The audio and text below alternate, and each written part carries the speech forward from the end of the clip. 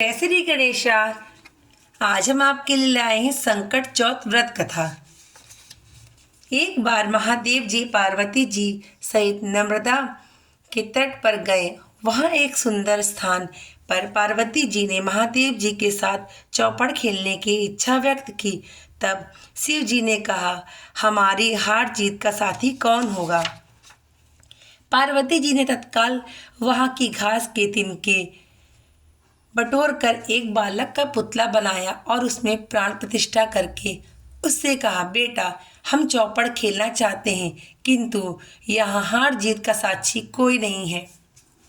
अतः खेल के अंत में तुम हमारी हार जीत के साक्षी होकर बताना कि हम में से कौन जीता कौन हारा।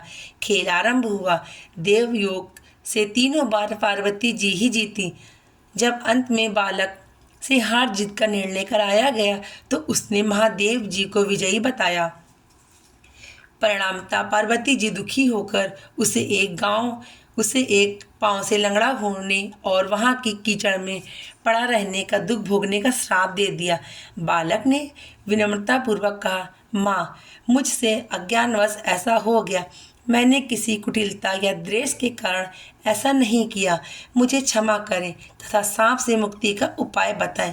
तब ममता रूपी माँ को उस पर दया आ गई और वे बोली, यहाँ नाग कन्याएं गणेश पूजन करने आएंगी। उनके उपदेश से तुम गणेश व्रत करके मुझे प्राप्त करोगे। इतना कहकर वे कैलाश पर्वत पर चली गईं। एक वर्ष बाद वहां श्रवण में नाग कन्या गणेश पूजन के लिए आई। नाग कन्याओं ने गणेश व्रत करके उस बालक को भी व्रत विधि बताई। तत्पश्चात बालक ने 21 दिन तक श्री गणेश का व्रत किया। तब गणेश जी ने उसे दर्शन देकर कहा, मैं तुम्हारे व्रत से प्रसन्न हूँ, मनवांछित वर मांगो।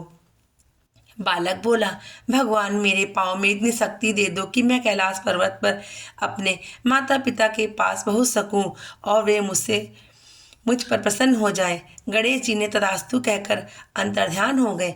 बालक भगवान शिव के चरणों में पहुंच गया। शिव जी ने उससे कहा, वहां तक पहुंचने के साधन के बारे में पूछा। तब बालक ने सारी कथा शिव जी को सुना दी। उधर उसी दिन से अप्रसन्न होकर पार्वती जी शिव जी से भी विमुख हो गई थी। तदुपरांत भगवान शंकर ने भी बालक की तरह 21 दिन पर्यंत श्री गणेश का व्रत किया, जिसके प्रभाव से पार्वती जी के मन में स्वयं महादेव जी से मिलने की इच्छा जागृत हुई। वे शीघ्र ही कैलाश पर्वत पर आ गई। वहां पहुंचकर पार्वती जी ने शिव जी से पूछा, भगवान, आपने ऐसा कौन सा उपाय किया जिसके परिणाम स्वरूप मैं आपके पास भागी भागी आ गई? शिव जी ने गणेश व्रत का इतिहास उनसे कह डाला। तब पार्वती जी ने अपने पुत्र कार्तिकेय से मिलने की इच्छा से 21 दिन पर्यंत 21 संख्या में दुर्वा, पुष्प तथा लड्डुओं से श्री गणेश जी का पूजन किया। 21वें दिन कार्तिक के स्वयं माता जी से मिलने आ गए। उन्होंने भी माँ के मुख से इस व्रत का महात्म्य सुनकर व्रत किया। कार्तिकेय ने वही व्रत विश्वामित्र को बताया। विश्वामित्र ने व्रत करके गणेश जी से जन्म के मुक्त होकर ब्रह्म ऋषि होने का वर मांगा। गणेश जी ने उनकी मनोकामना पूर्ण की। ऐसे हैं श्री गणेश जी को जो सबकी मनोकामनाएं पूर्ण करती हैं। बोलिए गणपति महाराज की जय।